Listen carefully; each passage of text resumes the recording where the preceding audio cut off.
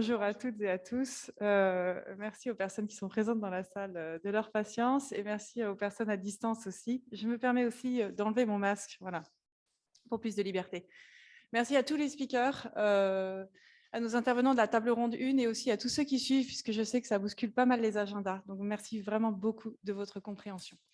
Nous nous réunissons pour aborder la question comment mesurer et anticiper l'impact de la transition écologique inclusive sur les compétences, les métiers et la qualité de l'emploi. Et donc, j'ai le plaisir d'accueillir pour cette table ronde Madame Glenda Kentini. Glenda, vous êtes économiste à l'OCDE, en charge avec votre équipe d'étudier l'évolution des besoins en compétences sur le marché du travail et d'identifier les réponses politiques efficaces, en particulier dans le domaine de l'apprentissage des adultes et de la formation continue. Donc, je précise, puisque vous travaillez pour l'OCDE, que vous accompagnez bien sûr les pays de l'OCDE, mais aussi les pays en développement. Madame Schmidt, Lucie, vous avez exercé dans plusieurs ministères, celui de l'économie, puis au ministère des Affaires sociales. Vous avez aussi travaillé à France Stratégie sur les questions internationales et vous êtes actuellement en mission au Conseil général économique et financier. Vous avez eu des responsabilités d'élu à la région et à Vanves. Vous êtes aussi impliqué dans de nombreux projets éditoriaux, comme par exemple la revue Esprit. Vous êtes engagé dans plusieurs fondations, notamment la Green European Foundation, et vous intervenez aujourd'hui en tant que vice-présidente de la Fabrique écologique, voilà, qui est un cercle de réflexion et d'action pluraliste. Merci de nous rejoindre. Monsieur Zibern, Franck, vous dirigez la nouvelle unité de recherche transition verte et digitale, juste, au sein de la direction de l'emploi, des affaires sociales et inclusion de la Commission européenne. Vous avez travaillé dans plusieurs directions de la Commission et sur des sujets variés comme le dialogue social européen ou encore l'évaluation de l'impact. Avant de travailler à la Commission européenne, vous avez travaillé dans le monde de la réassurance. Monsieur Gallois, Louis, vous avez commencé votre carrière comme administrateur civil à la direction du Trésor, puis été directeur de cabinet de Jean-Pierre Chevènement, ministre de la Recherche et de la Technologie. Vous avez été chargé de mission au ministère de l'économie, des finances et de la privatisation, et vous avez retrouvé le cabinet de Jean-Pierre Chevènement, qui était cette fois ministre de la Défense. Vous avez dirigé de grandes entreprises françaises, la SNECMA, l'aérospatiale, la SNCF pendant 10 ans et EADS pendant 6 ans. Vous avez été commissaire général à l'investissement entre 2012 et 2014 et entre 2014 et 2020, président du conseil de surveillance de PSA. Depuis 2016, vous êtes président du Fonds d'expérimentation contre le chômage de longue durée, qui encadre donc l'association Territoire Zéro Chômage de longue durée. Vous occupez des mandats associatifs, notamment celui de président de la Fédération nationale des associations d'accueil et de réinsertion sociale. Et vous intervenez aujourd'hui votre rôle de présidence de la Fabrique de l'Industrie que vous tenez depuis 2011. Et Monsieur Demargerie, Gilles, merci de votre présence parmi nous. Vous êtes commissaire général de France Stratégie depuis janvier 2018. Précédemment directeur de cabinet d'Agnès Buzyn, ministre des Solidarités et de la Santé. Vous avez travaillé près de 10 ans dans le secteur public. Donc, tout d'abord à l'Inspection générale des finances, puis au sein des cabinets de Roger Fauroux, ministre de l'Industrie, que nous avons d'ailleurs perdu l'été dernier, et de Michel Rocard. Vous avez également travaillé 25 ans dans le monde de l'entreprise, en particulier au Crédit Agricole et chez Humanis. Vous avez aussi eu tout au long de votre vie professionnelle des engagements. Vous avez soutenu les think tanks, donc vous avez créé en 2001 En temps réel, et vous avez soutenu la recherche avec la création en 2011 de la Fondation pour les sciences sociales. Voilà, merci à tous d'être parmi nous. Et compte tenu de notre délai, nous allons changer les temps d'intervention. Et donc, je vais poser la question à Monsieur Gallois. Louis, si vous nous entendez, de sa perception des moyens mis à notre disposition pour mesurer et anticiper l'impact de la transition écologique inclusive sur les compétences, les métiers et la qualité de l'emploi. Et puis surtout, Louis Gallois, votre expérience de cela, votre mise en perspective. Voilà, nous reviendrons sur les aspects plus méthodologiques plus tard. Merci beaucoup de me donner la parole. Je n'ai pas complètement compris votre question, mais je vais essayer d'y répondre quand même parce que j'ai un moment où j'ai perdu le son. Moi, je voudrais d'abord, nous parlons de transition écologique, mais il faut que nous nous entendions sur quelle transition écologique. Si je caricature, il y a deux modèles qui, évidemment, ont des liens entre eux, mais il y a deux modèles. Il y a une transition écologique qui vers le local, les circuits courts, les basses technologies faibles consommatrices d'énergie et de matière, l'insistance sur les économies à réaliser et, pour certains, l'acceptation de la décroissance. Et puis, il y a une deuxième transition écologique par l'innovation, les hautes technologies et la volonté de construire une croissance verte. Alors, je ne voudrais pas opposer les deux parce qu'il y a évidemment des passerelles, mais je pense qu'il faut quand même qu'on s'entende sur ce qu'on entend par transition écologique. Et moi, pour être tout à fait clair, je suis partisan de la seconde transition écologique, celle qui s'appuie sur l'innovation, le développement technologique et une croissance verte. Ce qu'on peut dire, néanmoins, c'est qu'il y a des choses communes à ces transitions. La première, c'est qu'il est important de savoir à quel rythme elle va se faire.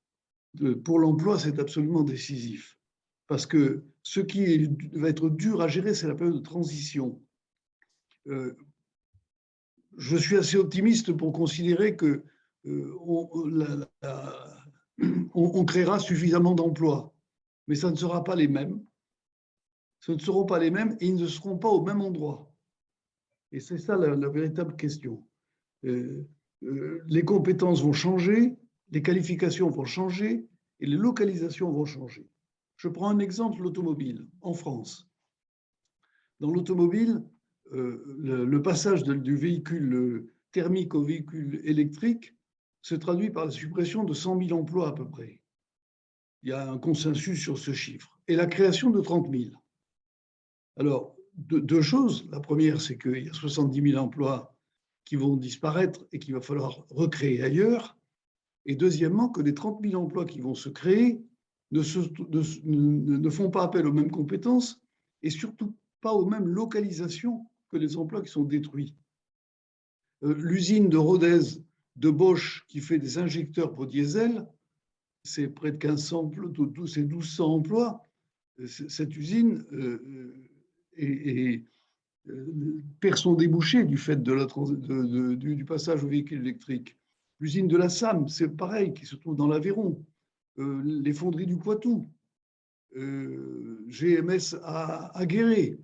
Une partie du tissu industriel va être impactée et les créations d'emplois vont se faire peut-être dans la gigafactory, puisque c'est le terme qu'on emploie, de fabrication de batteries qui se trouvera dans le nord de la France, mais ce ne seront pas les mêmes personnes et ça ne sera pas les mêmes qualifications. Et c'est cette transition qu'il faut que nous soyons capables de gérer. Ça va être la grande difficulté de cette opération. Et je pense que le rythme auquel cette mutation va se faire sera décisif. Alors, si je cherche quelques-unes des solutions, la première, c'est d'anticiper. Il est extrêmement important que nous soyons capables autant que possible d'anticiper ces mutations et de faire en sorte que chaque filière, chaque métier réfléchisse à ce que va être son avenir en tenant compte des éléments que nous pouvons appréhender de la transition écologique. L'effort de formation, bien sûr. Cet effort de formation devra porter vers l'employabilité. Que les personnes, parce que comme on n'est pas absolument sûr des besoins de compétences que nous aurons, il faut que les personnes soient aussi agiles et aussi employables que possible. Et donc, il va falloir trouver les formations qui permettent d'accroître cette capacité d'adaptation. Il y a un problème souvent minoré, mais qui me paraît absolument décisif en France, ça va être d'aider les personnes à la mobilité géographique. Parce que comme les emplois qui vont se créer ne seront pas à l'endroit où les emplois actuels vont disparaître, il va falloir que les gens se déplacent. Et donc, je pense que, et en France, on sait la difficulté de ce déplacement, parce qu'on connaît les problèmes immobiliers, le travail du conjoint ou de la conjointe, la scolarisation des enfants, etc. Les Français sont peu mobiles et il va falloir que, pendant cette période, on les aide à bouger. Il faudra assurer aussi la compétitivité des activités nouvelles qui vont se développer. À l'évidence, sur les activités nouvelles, il faut qu'elles se développent en France et pas ailleurs. On parle beaucoup de véhicules électriques, par exemple, mais il faut que les véhicules électriques soient construits en France. On parle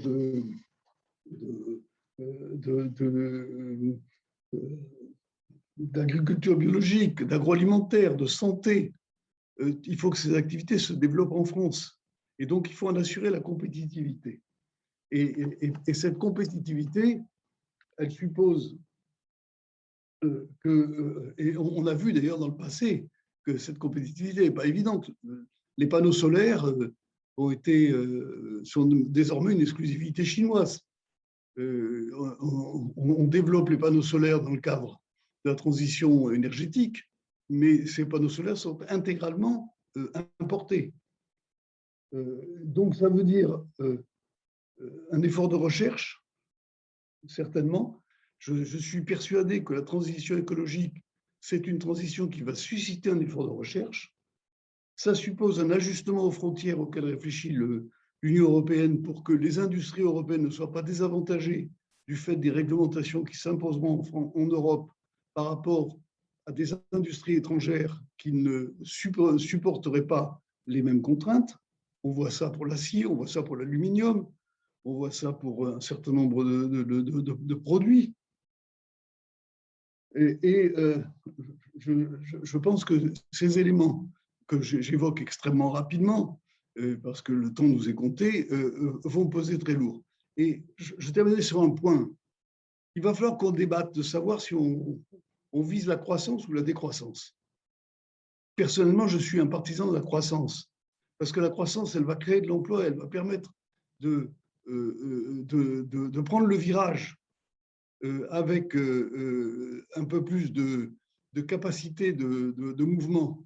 Si nous sommes en décroissance, nous aurons beaucoup de difficultés à prendre ce virage parce que va s'ajouter aux difficultés de la transition celle de la réduction du nombre d'emplois. Et je pense que ça, c'est une vraie difficulté.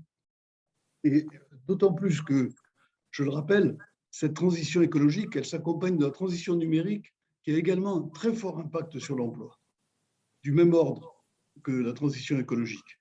Donc nous avons les deux transitions à gérer et je pense que le gérer dans une ambiance de décroissance sera extrêmement difficile et peut créer énormément d'injustices parce qu'il va falloir porter une attention toute particulière à ceux qui vont subir le plus la transition écologique, qui sont les moins qualifiés, les plus éloignés de l'emploi. C'est ceux-là qui vont subir cette transition écologique avec le plus de dureté.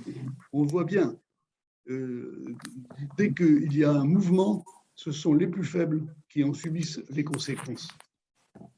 Voilà, je ne vais pas aller au-delà. Merci. Merci à vous, Monsieur Gallois. Et donc, les points que vous soulevez permettent de prendre du recul par rapport aux chiffres et à l'analyse que nous avons, aux analyses multiples que nous avons sur l'impact de la transition écologique sur les emplois. Et c'est pour ça que, avant de rebondir sur vos propos, et je sais que notamment sur le thème de la croissance et décroissance, il y aura certainement un échange avec, plus tard dans cette table ronde. Je voudrais vous demander à Monsieur de Margerie de nous expliquer sa vision, votre vision en stratégie sur l'impact de la transition écologique sur les emplois. Voilà. Merci beaucoup. Bonjour à toutes, bonjour à tous. Ravi d'être avec vous ce matin. Merci de nous avoir conviés. Louis Gallois m'a beaucoup facilité la tâche parce que je partage ses analyses du début à la fin, donc je vais pouvoir aller vite à des éléments qui viendront plutôt en complément ou en contrepoint à ce qu'il a dit. Au fond, nous savons que c'est une transformation incroyablement profonde de l'économie que nous allons mener avec la nécessité de nous décarboner en profondeur pour pouvoir tenir les objectifs liés au réchauffement de la planète. C'est jamais arrivé dans l'histoire de l'humanité, du monde développé, d'avoir un tel défi pris par tous les pays en même temps.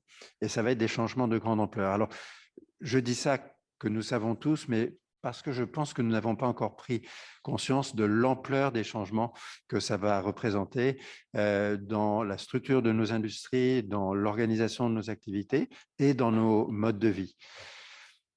Quand on regarde les grands domaines où nous émettons des gaz à effet de serre, les choses peuvent se résumer relativement simplement. Il y a un très gros domaine qui est lié au bâtiment et c'est celui sur lequel on a la vision la plus claire, pas complètement claire, mais la plus claire de ce que peut être l'impact sur l'emploi de la transition. Nous savons que pour diminuer les émissions qui sont liées au bâtiment, il va falloir faire des très grands travaux de rénovation thermique. Ce qu'on construit de neuf, on peut le mettre à des normes nouvelles, mais il y a tout le stock. Et pour faire des chiffres simples, on construit 1% du stock tous les ans. Donc, il y a 99% du problème dont il faut s'occuper tous les ans. C'est réduire les contenus en émissions des bâtiments quand on les construit et surtout quand on les utilise, que ce soit pour des bureaux ou pour des habitations. Là, on a une estimation qui paraît relativement robuste de la création à terme de 200 000 emplois dans cet ensemble d'activités, construction au sens large, en y incluant des choses qui sont à la marge de ça, par exemple la généralisation de l'équipement en borne de recharge pour les véhicules électriques, qui est beaucoup de génie civil, beaucoup de travaux qui relèvent de tout ce qu'on pourrait appeler bâtiments et travaux publics. Donc là, une source d'emploi assez importante. Il y a des domaines dans lesquels il y aura éventuellement moins d'emplois. Il y aura de l'industrialisation des procédés, notamment pour la rénovation thermique, notamment pour les nouvelles constructions. Mais au total, il y a aujourd'hui un degré raisonnablement élevé de confiance dans le fait que le solde net sera positif. Et il est financé massivement, parce que ça, c'est une chose qu'il ne faut pas oublier.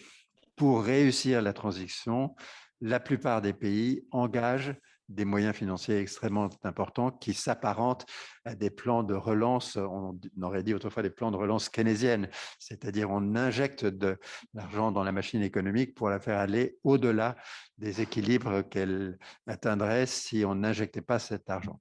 Et le bâtiment est clairement un des domaines clés de ça, et il est d'ailleurs au tout premier rang du plan de relance, comme vous le savez.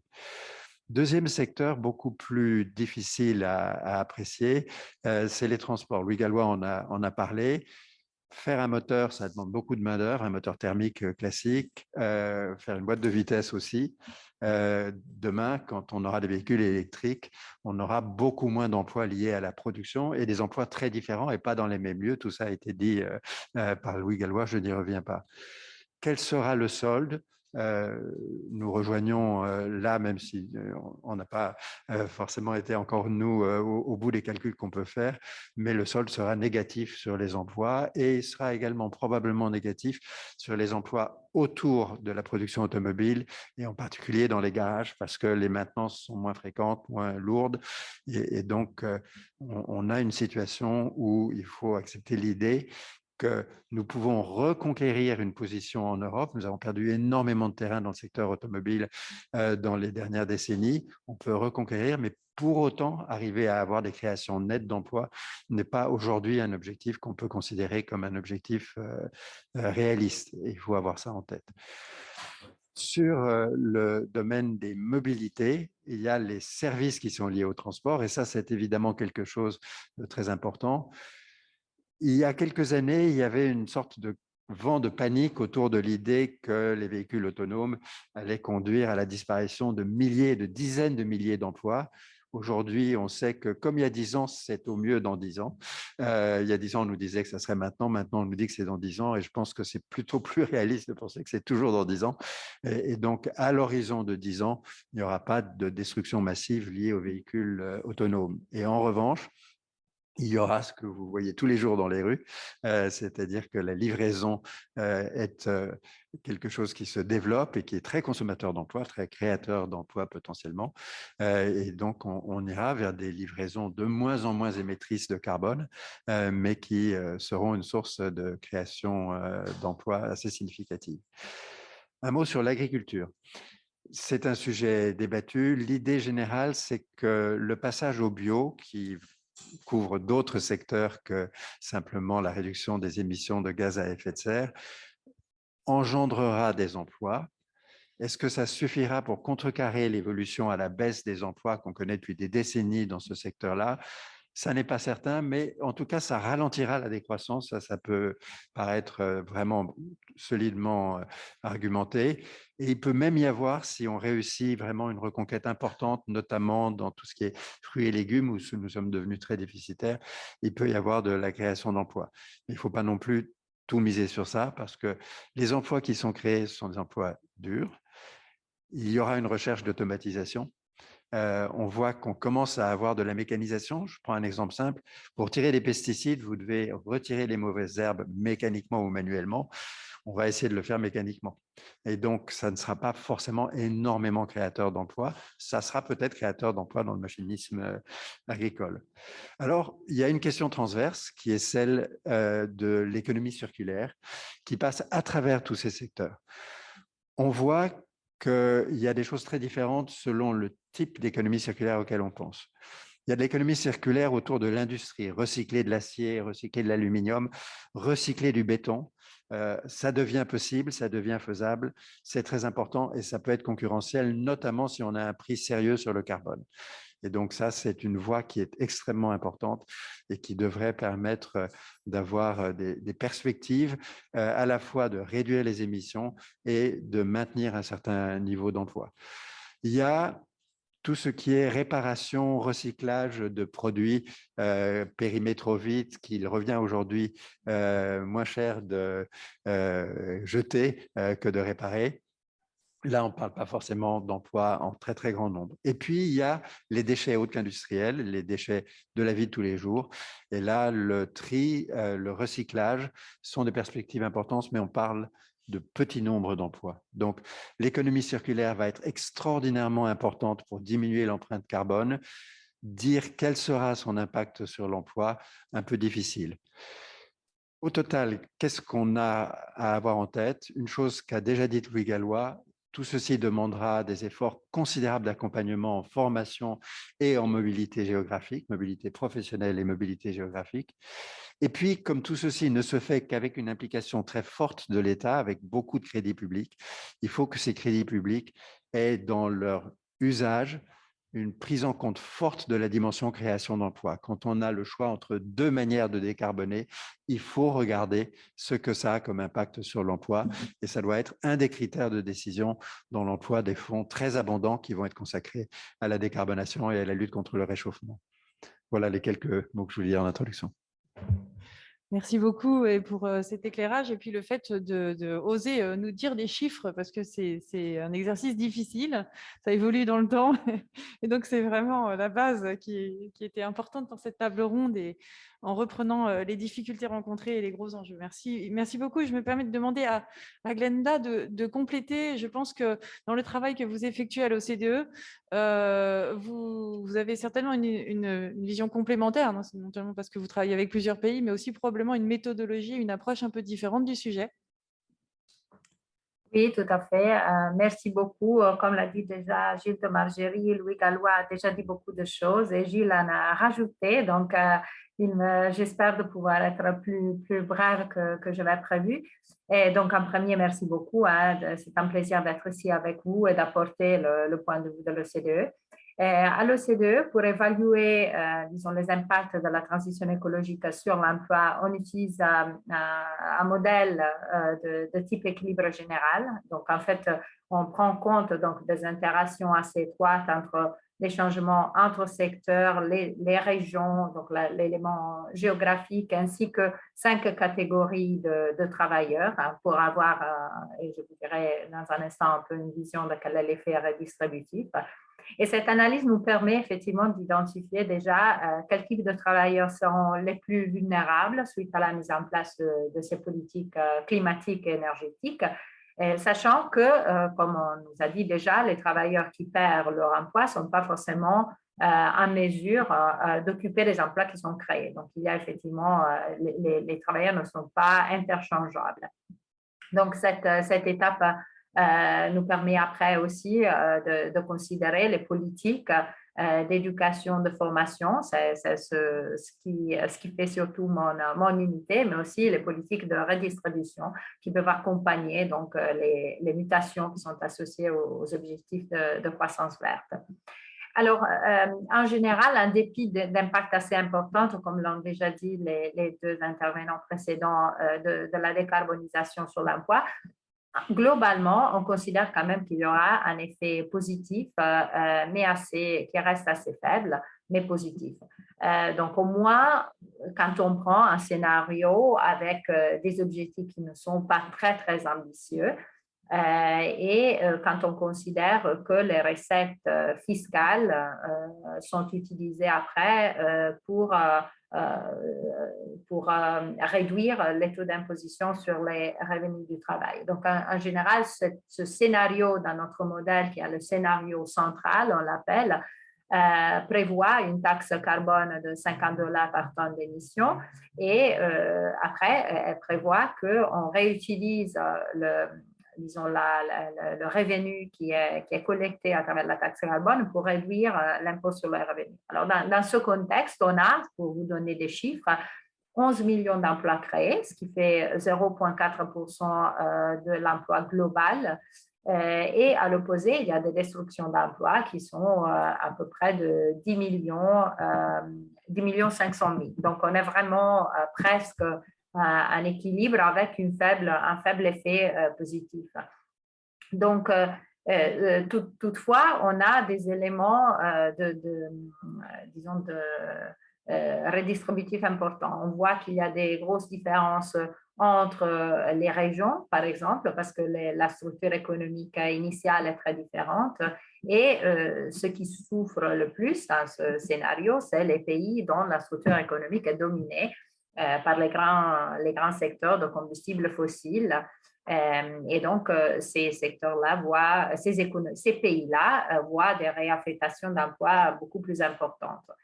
Donc, ceux qui sont les plus affectés sont les travailleurs des secteurs d'approvisionnement d'énergie, des industries à forte intensité énergétique, et ceux qui sont les moins affectés sont ceux qui sont dans des secteurs effectivement qui sont stimulés par la politique, comme les énergies renouvelables.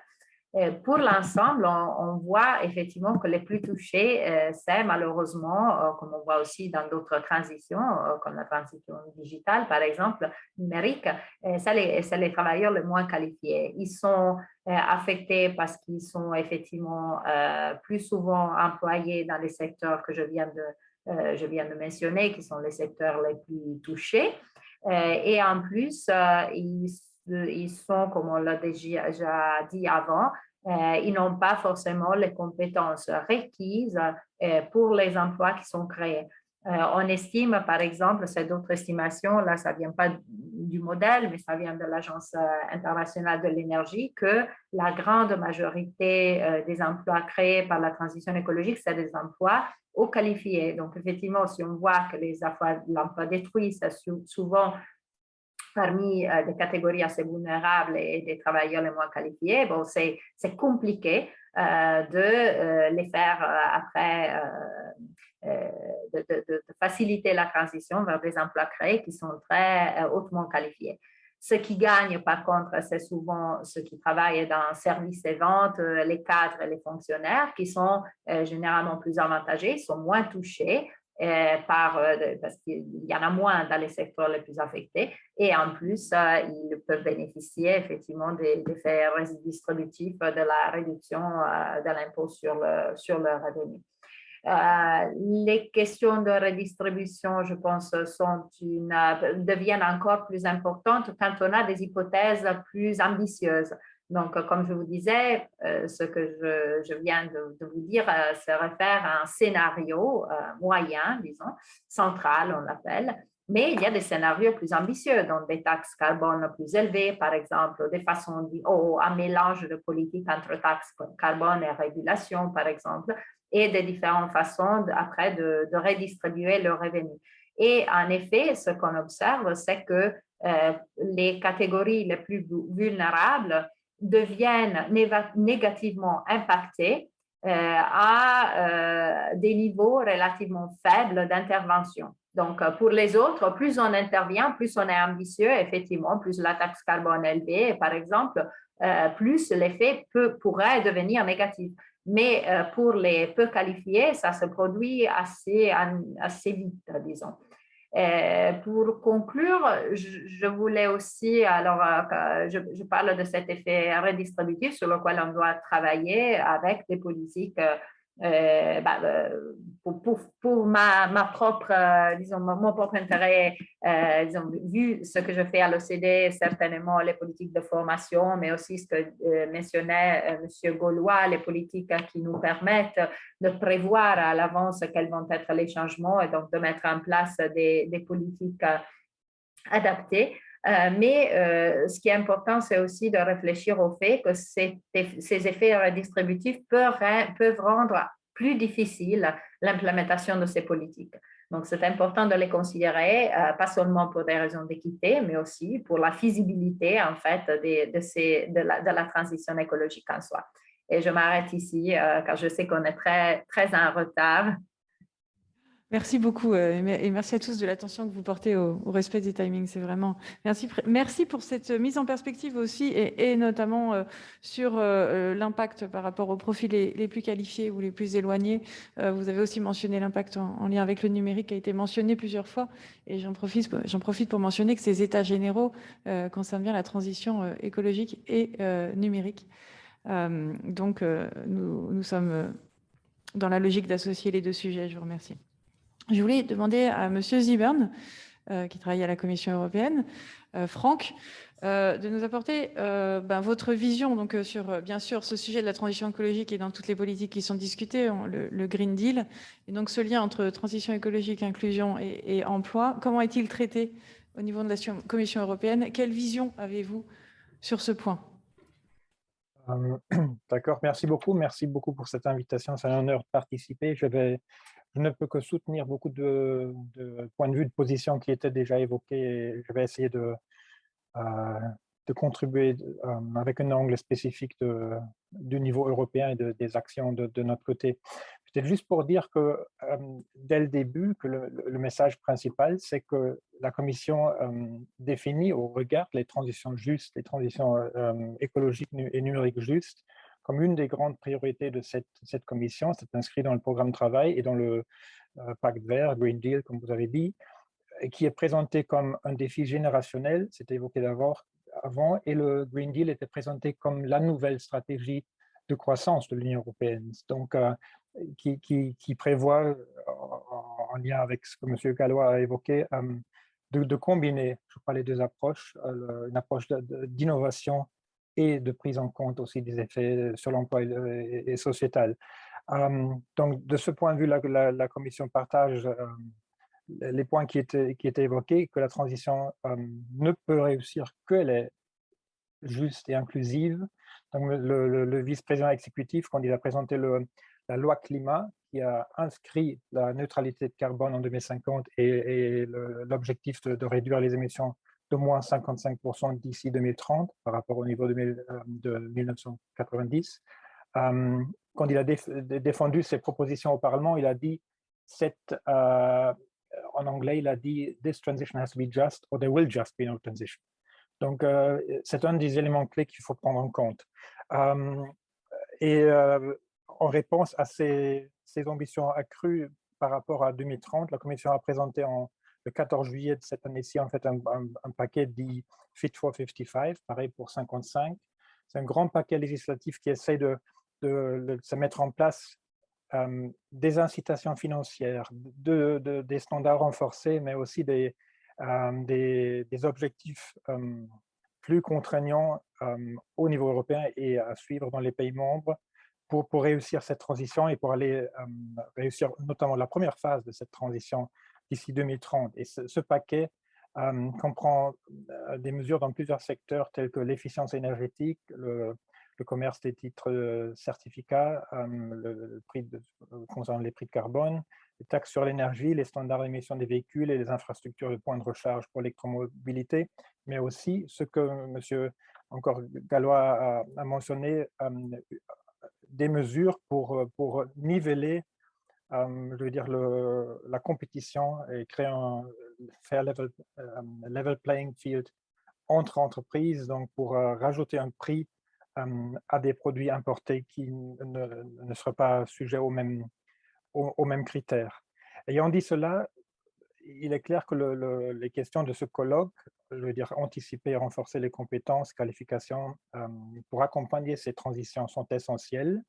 Elles sont essentielles aussi pour que ces transitions soient justes et inclusives, comme je l'ai dit. Et elles sont d'autant plus dans un contexte actuel où on voit des signaux plus fréquents aussi de pénurie de main-d'œuvre qualifiée dans certaines régions et certains secteurs, notamment dans des secteurs qui sont clés pour la transition, comme la construction ou l'économie circulaire qui était déjà mentionnée avant. Donc, ayant dit cela, je vais peut-être rajouter dans l'intérêt du temps, de façon très courte, 3 aspects, les résultats de nos analyses, les instruments financiers et quelques initiatives récentes. Donc, en ce qui concerne les analyses, on travaille avec plusieurs organisations, dont notamment le Centre commun de recherche de la Commission même, qui se trouve à Ispra dans le nord de l'Italie et à Séville en Espagne. Là, ils font les modélisations climatiques et estiment aussi les impacts sur l'emploi et sur le pouvoir d'achat des ménages. Et tout ceci est repris dans les analyses d'impact pour les projets, les initiatives que je viens de mentionner. Donc là, peut-être un résultat à citer dans les études PESETA, qu'on les appelle, c'est peut-être pas contesté aujourd'hui dans ce débat, heureusement, c'est l'inaction n'est pas une option. Les coûts de l'inaction, de ne pas réagir, de ne pas combattre le changement climatique seraient beaucoup plus élevés que les coûts de l'action même. Et ces coûts-là heurteraient notamment les populations déjà les plus vulnérables, qui sont aussi les plus démunies pour se protéger contre ces événements. Dans leurs estimations, ils montrent que l'inaction mènerait à des pertes de richesse de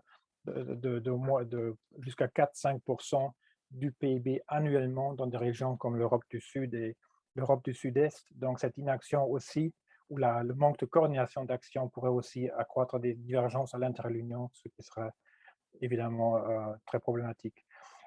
En ce qui concerne les effets sur l'emploi, je crois que je peux souligner ce que la collègue de l'OCDE a dit. On travaille avec le même genre de modèle, des scénarios qui montrent que le solde net attendu de 2030 peut être de l'ordre de jusqu'à 1 million d'emplois par rapport à une baseline, une évolution sans ce genre de politique, et jusqu'à 2050 peut-être plus grand, mais avec les changements et le besoin de réajustement qui ont été décrits par tous les autres intervenants, ce qui est le vrai défi de cette transition, je suis d'accord. La perte d'emploi est prévue dans les secteurs mentionnés comme les industries extractives et les industries à forte intensité énergétique.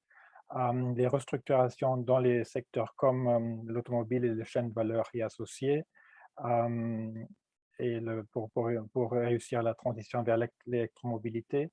Et les gains d'emploi sont attendus dans les secteurs mentionnés comme les services, la construction notamment, l'économie circulaire, mais aussi la production d'électricité à tous les niveaux, y compris en partie à des niveaux locaux. Et peut-être une remarque sur l'impact sur la qualité des emplois.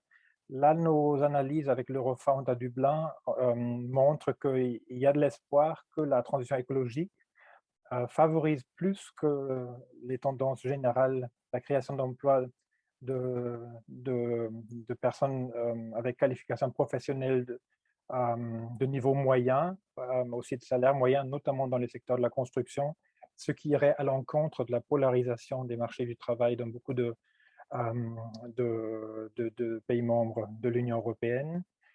Du côté de l'économie circulaire, nous notons que là, il y a un défi concernant la qualité de l'emploi et les standards de santé et sécurité au travail, parce qu'actuellement, les secteurs, dans ce secteur, sont parfois dans le traitement des déchets notamment et le recyclage, parfois des secteurs plus à risque que d'autres. Et dernièrement, je voudrais dire que nos analyses montrent aussi les risques, les effets distributifs dont Glenda a parlé, les risques de pauvreté énergétique. Aujourd'hui, déjà plus de 30 millions d'Européens sont à risque de pauvreté énergétique. C'est un problème structurel qui n'est pas créé, provoqué, bien sûr, par la transition écologique. La transition doit avoir l'effet inverse. Mais il y a aussi le risque comme des prix augmenteront dans une première phase de la transition, au moins que plus de ménages seraient à risque de pauvreté énergétique ou pauvreté de mobilité, et des investissements sociaux sont nécessaires dans ce contexte. Ce que nous notons dans toutes nos analyses, c'est que les effets ne sont pas donnés d'avance. Ça dépend du choix des politiques à tous les niveaux, national, européen et autres. Et donc, les politiques mentionnées de qualification, marché du travail, mais aussi de redistribution sont clés ici. Ayant dit cela, je vais peut-être venir vite au deuxième point de financement. L'Union européenne prévoit un nombre de soutiens, notamment la facilité pour la reprise et la résilience, qui donne plus de 700 milliards d'euros aujourd'hui, un instrument unique. Et les pays membres, sur base de leurs plans nationaux, peuvent utiliser ces argents, ces moyens, pour accompagner la transition, y compris pour renforcer les qualifications et les investissements sociaux dont nous avons parlé. Ceci va en plus des instruments qui existaient avant, comme le Fonds social européen, le FEDER et autres. Il y a le Fonds de transition juste qui, en ce qui concerne la dimension régionale, aide les régions et aussi à créer des emplois dans les régions concernées. Donc, on avait parlé de géographie. Il y a aussi ici un soutien spécial pour les régions les plus affectées par la clôture des mines et autres secteurs. Et il y a la proposition dans le paquet Fit for 55 de nouveaux fonds sociaux pour le climat qui aideraient notamment les ménages et les entreprises qui sont affectées par l'introduction d'un prix de carbone comme tel qu'il a été proposé dans les secteurs de la construction et du transport. Je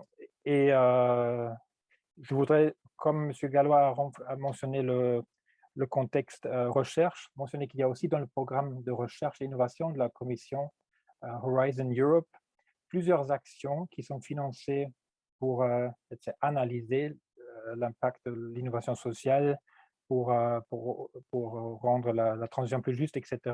Je veux mentionner qu'il y a notamment 2 missions, comme on l'appelle, des projets de recherche qui visent à aider très spécifiquement jusqu'à 100 régions ou jusqu'à 200 villes en Europe de devenir neutres en carbone d'ici 2030.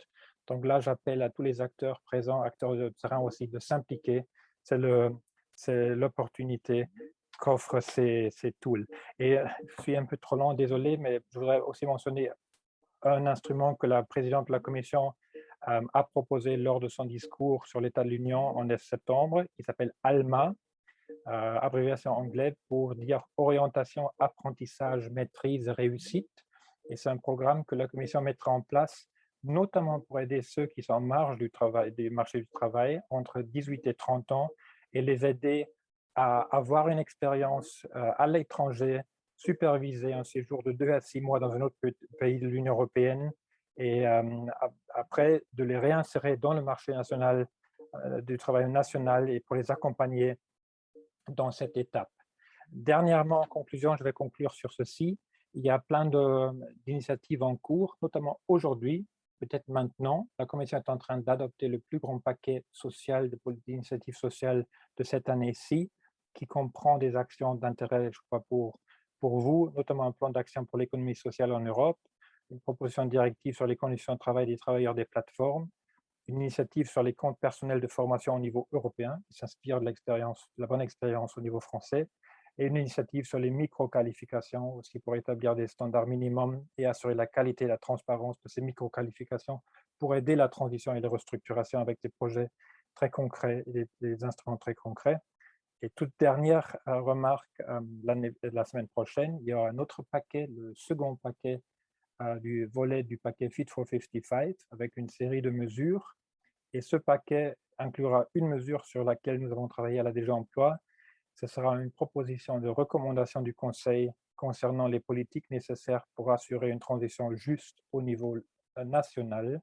Donc, la Commission a été demandée de développer des lignes directrices pour les États membres pour s'assurer à ce que les pays fassent les choix nécessaires de leur politique d'emploi, de formation, de qualification, d'accès aux services essentiels pour garantir une telle transition juste et aussi pour impliquer tous les acteurs, partenaires sociaux, acteurs du terrain, administration locale, société civile, dans cette anticipation des effets et la mise en œuvre, parce que nous pensons que cette transition ne peut réussir que si tout le monde est impliqué dès le début et durant la transition pour aussi ajuster et assurer les effets.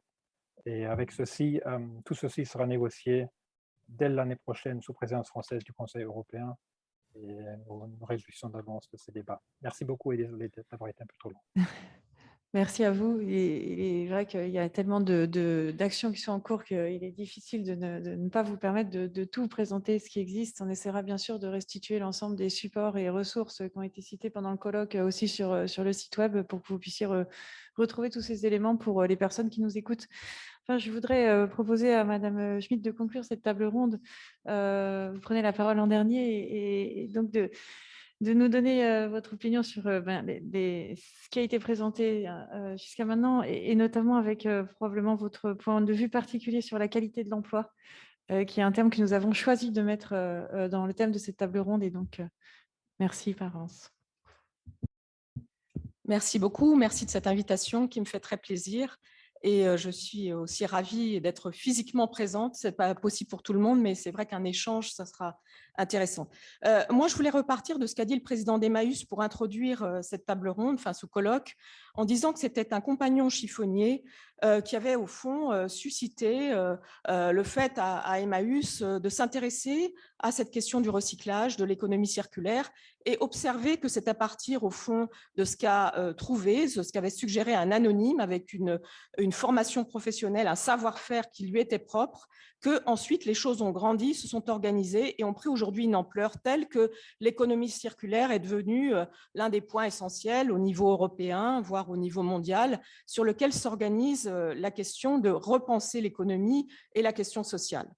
Je crois que ça nous montre combien le raisonnement, lorsqu'il s'agit d'imaginer une transition écologique inclusive, sociale, donc non excluante, mais qui invite à repenser l'avenir, est une chose sur laquelle nous n'avons pas toutes les clés, je tiens à le dire, c'est-à-dire que ça est ressorti de ce qu'ont dit les intervenants précédemment. Nous sommes un peu à tâtons lorsqu'il s'agit d'imaginer au fond les créations d'emplois avec les modèles qui tournent, mais au fond, il y a quelque chose aussi qui ressort, c'est que dans l'incertitude, notre tâtonnement, il y a aussi une grande confiance à faire dans la capacité de créativité, la capacité d'humanité qui est la nôtre.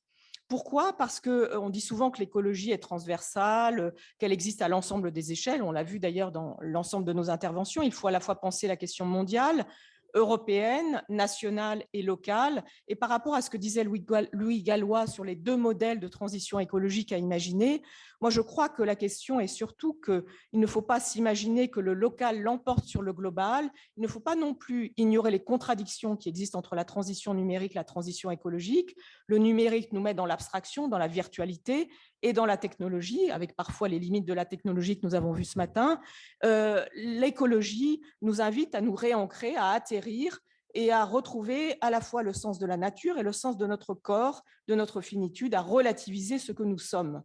Donc, articuler la transition écologique et la transition numérique, ça ne se fera pas de soi. Et c'est aussi quelque chose, un message que je voulais faire. Souvent, ils sont associés dans nos programmes parce que ce sont des éléments d'investissement très importants et des éléments qui permettent de penser la perspective.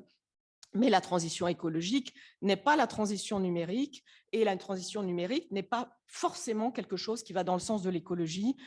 Aujourd'hui, toute la réflexion sur le numérique durable nous le montre d'ailleurs. Troisième point, effectivement, sur lequel, Nathalie, vous m'invitiez à m'exprimer, la question évidemment de la qualité des emplois. Je crois qu'aujourd'hui, l'enjeu sur la qualité des emplois, decency, comme on dit à l'Organisation internationale du travail, qui a beaucoup travaillé justement sur la façon dont on doit articuler l'emploi vert et la question de garantir aux travailleurs des conditions, des droits sociaux, un salaire décent, une retraite qui existe, et aussi le fait de s'intéresser à l'ensemble des échelles, c'est-à-dire à ne pas penser seulement aux emplois décents dans le Nord, mais aussi imaginer comment déjà la transformation, le changement climatique supprime des emplois et empêche des personnes de travailler et même tout simplement de vivre au Sud. On a calculé que, je crois que c'est 80 millions d'emplois, mais ce sont des approches très théoriques, ont été supprimés dans les pays du Sud à cause des dérèglements climatiques, des sécheresses, des inondations, etc. Donc tout ça, c'est quelque chose évidemment qui est un angle de réflexion essentiel au moment où, comme l'a dit Gilles de Margerie, comme l'a dit également Louis Gallois, au fond, créer des emplois verts, c'est se remettre dans une approche keynésienne où le Green Deal, le pacte vert, comme il est porté à l'échelle européenne, ou les plans de relance qui existent dans nos pays ou qui existent aux États-Unis, enfin dans les pays occidentaux, les plans de relance n'existent pas dans les pays du Sud. Donc tout l'enjeu, c'est aussi comment est-ce qu'on répartira la manne financière liée à la transition écologique. Et je vous rappelle qu'à la COP26, ça a été un des points de clivage très important entre le Nord et le Sud parce que la demande financière n'arrive pas à aboutir. À partir de là, la question des emplois justes est quelque chose qui nous invite à réfléchir à la répartition, à ce que nous voulons faire de nos vies. La question du travail, le travail, quelle place occupe-t-il dans notre vie? Comment est-il rémunéré? Est-ce qu'il ne faut pas encourager aussi, je le rappelle, c'est un des points importants de réflexion des écologistes, le revenu universel d'existence? Certains chercheurs comme Sophie Swatton ont réfléchi au revenu de transition écologique juste. Des maires en France, des maires écologistes et de gauche ont porté l'idée qu'il faudrait peut-être plutôt que payer les gens, avoir des allocations chômage, au fond consacrer une partie des allocations chômage à de la création d'emplois écologiques de proximité. Donc toutes ces propositions, si elles sont sur la table, c'est parce qu'elles invitent à réfléchir à la question de l'emploi différemment, avec l'idée qu'au fond, lorsqu'on considère qu'un emploi sera créé parce qu'un secteur va se transformer, on ne prend peut-être pas suffisamment en considération le fait que si on a une transition écologique, il faudra peut-être des emplois différents, plus d'emplois dans certains secteurs, et peut-être que la question de leur rémunération se posera différemment si nous réfléchissons à des enjeux de comment j'organise ma vie. Est-ce que nous relativiserons pas davantage la place de l'argent? C'est facile à dire lorsqu'on gagne bien sa vie, c'est beaucoup plus difficile à dire lorsqu'on ne sait pas, on n'a pas assez d'argent pour faire son plein d'essence. Et donc, tout l'enjeu autour de cette question de la transition juste, c'est évidemment de repenser l'enjeu des inégalités, thème dont je trouve qu'il est aujourd'hui fâcheusement absent du débat politique, au profit sans doute de questions sociétales intéressantes, mais qui me semble être vous le savez, la pandémie a accentué les inégalités, nous le savons, à l'ensemble sur un ensemble de sujets, les questions scolaires, les questions de logement, les questions évidemment d'accès aux revenus. Donc comment est-ce qu'au fond la transition juste existe? Aujourd'hui, je crois qu'elle n'existe pas hors des discours et que c'est devenu une sorte, vous savez, de balancement des phrases. Lorsqu'on réfléchit à l'écologie, il faut le dire dans un esprit de justice sociale. Mais la Convention citoyenne pour le climat a récemment montré que il y avait une vraie asymétrie de réflexion entre la façon dont on pense les questions environnementales et les questions de justice sociale. On ne sait pas en fait articuler les deux choses aujourd'hui. Je crois que c'est devant nous. Et il me semble que sur ces questions-là, la question de la collaboration entre acteurs qui a été envisagée par l'ensemble des intervenants est quelque chose de fondamental. Au fond, il n'y a pas de sachant et d'ignorant sur les questions écologiques. Il y a à croiser l'ensemble des expériences, c'est ce que vous faites d'ailleurs, je crois, et aussi à trouver un langage commun. Parce que ce qui me frappe lorsqu'on s'écoute, vous savez, c'est qu'entre le langage qui peut être celui, quelque part, des rapports administratifs ou des prévisions macroéconomiques sur l'emploi et le langage qui existe lorsqu'on décrit son expérience individuelle de travail, satisfaisant ou non, ou ses difficultés de vie, il y a un problème d'univers parallèle.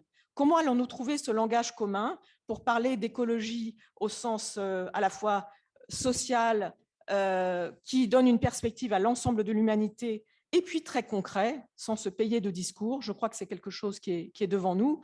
Et il me semble que là-dessus, nous qui sommes au Nord et qui nous occupons évidemment de résoudre, de la question des inégalités, nous devons aussi savoir écouter les pays du Sud qui peut-être ont des choses à nous apprendre de manière très concrète sur cette façon dont leurs emplois restent aujourd'hui plus articulés à leur environnement, à la question de la nature. Je voudrais terminer en disant une chose, c'est que par ailleurs, la migration des pays du Sud ne cesse de s'accroître avec des enjeux d'inhumanité très graves. Elle illustre aussi le fait qu'aujourd'hui, la question des emplois, parce qu'au fond, migrants climatiques et migrants économiques se mêlent, la question des emplois est posée à l'échelle planétaire et que nous devons réfléchir à ces enjeux-là sans égoïsme. Merci. Très bien, merci beaucoup. Je n'aurai malheureusement pas la possibilité de faire réagir les intervenants comme c'était prévu compte tenu des délais. Je tiens à tous vous remercier pour la complémentarité de vos apports. Je veux souligner aussi à quel point chacun a tenté de vraiment mettre en perspective la question qui était réellement posée, c'est-à-dire l'impact de la transition écologique au global, mais aussi sur son impact sur les plus fragilisés et sur la qualité de l'emploi. On a vraiment eu une grande diversité d'apports, donc je n'ose même pas faire une conclusion tellement nous avons eu d'apports intéressants et complémentaires. Et je vous remercie tous vraiment chaleureusement et je passe la main à notre seconde table ronde sur les impacts économiques possibles avec la transition écologique inclusive. Voilà. Un grand merci à tous.